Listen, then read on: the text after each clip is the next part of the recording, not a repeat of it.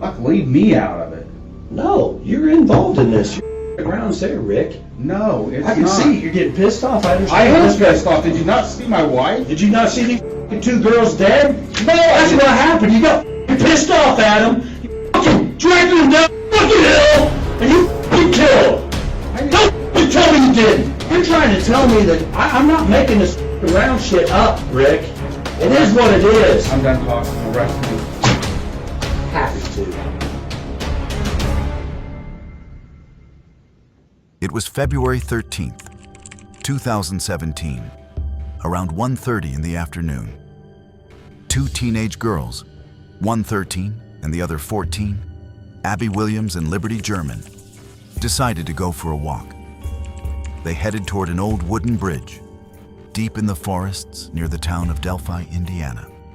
It was a simple plan, a regular afternoon. Around 2:07 p.m., Libby took a photo of Abby standing on the bridge and posted it to her Snapchat story.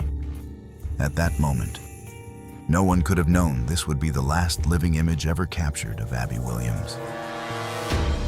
They were supposed to be picked up by Libby's dad at 3:15.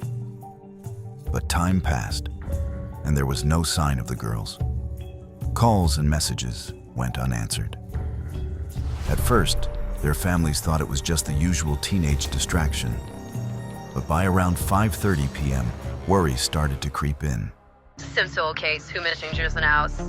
Liberty Rose Lynn German was seen at the High Bridge in Delphi, Indiana, the first of 1300 hours. Second juvenile, Abigail Joy Williams, 30 was last seen wearing grazed up sweatshirt and a red shirt under it and jeans. About an hour later, Delphi police were alerted and began searching. They looked around the bridge, through the trees, underbrush, everywhere. As the sun set, visibility dropped, and they found nothing. Eventually, they decided to call off the night search, a decision that would later draw criticism. The next day, several search teams returned, this time bigger and more thorough. Around noon, something was found that changed everything. The bodies of Abby and Libby lay about 800 meters downstream from the bridge, near the river. It was then everyone realized the girls were gone, forever. The two missing girls were, in fact, victims of murder. Investigators solemnly identified the two bodies found in Carroll County as 13-year-olds Libby German and Abby Williams. Now, we still don't know what happened to them after they disappeared during an afternoon hiking trip. A few hours later, Libby's phone was discovered near the walking trail. And with it came a chilling piece of evidence, a video. It appeared Libby had secretly recorded her final moments. In the footage, an unknown man could be seen walking on the bridge, just a few steps away from the girls.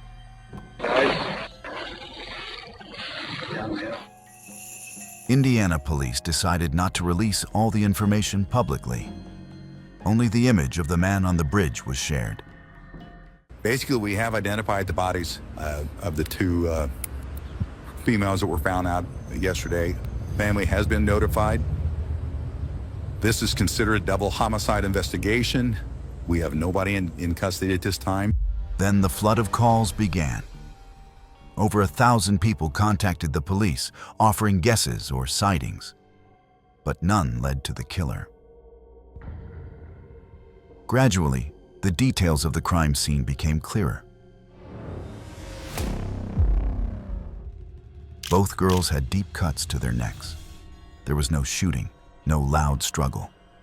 The murders had been committed at extremely close range. The killer had to be near, yet calm enough to avoid prolonged noise or resistance.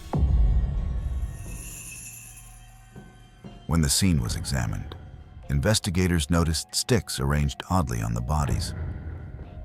It wasn't to hide the corpses, more like a display, a signature.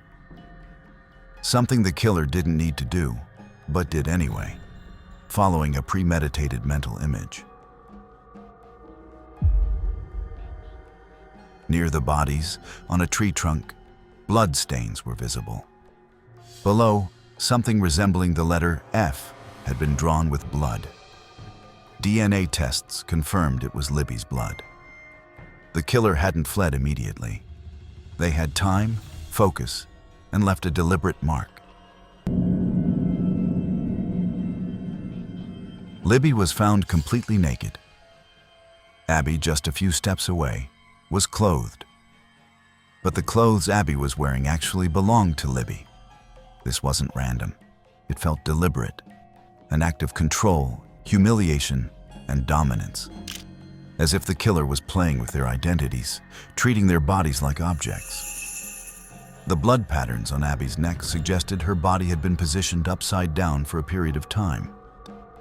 Yet there were no drag marks on the ground. That meant either the girls were killed and staged right there, or the killer had enough control to move them without leaving a trace. At the same time, there was less blood at the scene than expected, suggesting part of the bleeding happened somewhere else. Near the crime scene, investigators found an unfired .40 caliber bullet. The gun hadn't been used to shoot anyone. It was likely drawn as a threat, or the bullet was left behind intentionally as part of the killer's mental ritual. When all these details were put together, a clearer picture emerged. This wasn't a sudden act of rage. This was a calculated crime, carried out by someone disturbed, but controlled enough to manage every detail until the very end. To the killer, who may be in this room, we believe you are hiding in plain sight. We likely have interviewed you, or someone close to you, and you want to know what we know. And one day, you will. Years passed. Police released multiple sketches of the suspect. Each one looked different. One appeared younger, another older. One thin, another heavier. Slowly, the case began to go cold.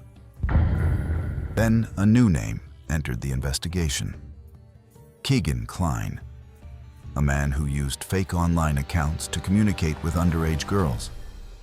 It was confirmed he had been in contact with Libby. He was arrested, but there was no evidence linking him to the murders. In the end, he was sentenced to 43 years in prison for sexual crimes. Next, attention turned to Ron Logan, the owner of the land where the bodies were found. Police investigated him closely, but no evidence tied him to the crime, and his name was eventually removed from the suspect list.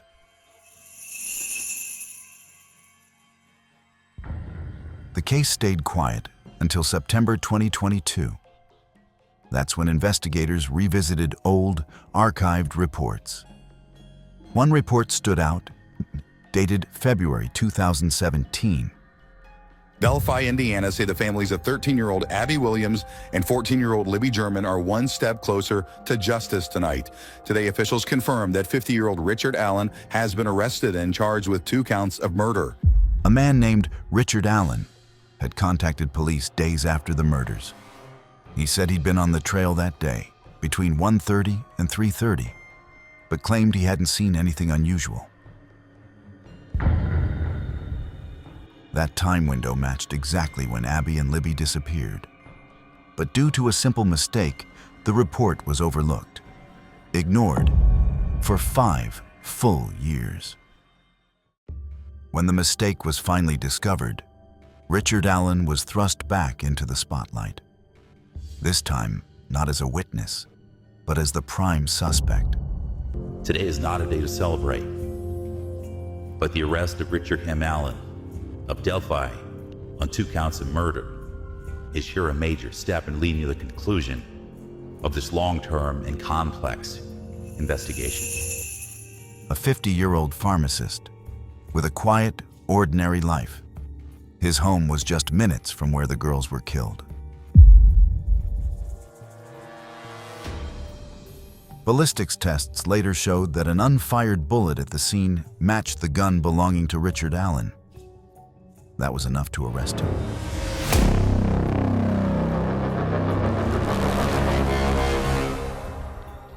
You were there, you're there. Experts say that's you on the video. Okay. And experts are saying you said down the hill. to the girls. The experts are saying all this, that all the evidence indicates you were out there. The witnesses saw you. The witness saw you. You said he didn't see anybody else on the bridge, but there was a girl that walked up, a lady, that walked up and saw you on the platform, right? Okay. You didn't see her. And then right after that, these two girls that end up dead, minutes later, walk by her, and she looks back and sees them passing you. You're the last person to have contact with Abby and Libby? I've never contacted Abby and Libby. I've never even met them. While in custody, Richard Allen confessed more than 60 times. To his wife, to his psychologist, even to prison guards. He said he went into the woods that day with the intent to assault the girls. But when a white van drove nearby, he panicked and killed them quickly. He admitted the gun was only meant to scare them, which explained the bullet left behind.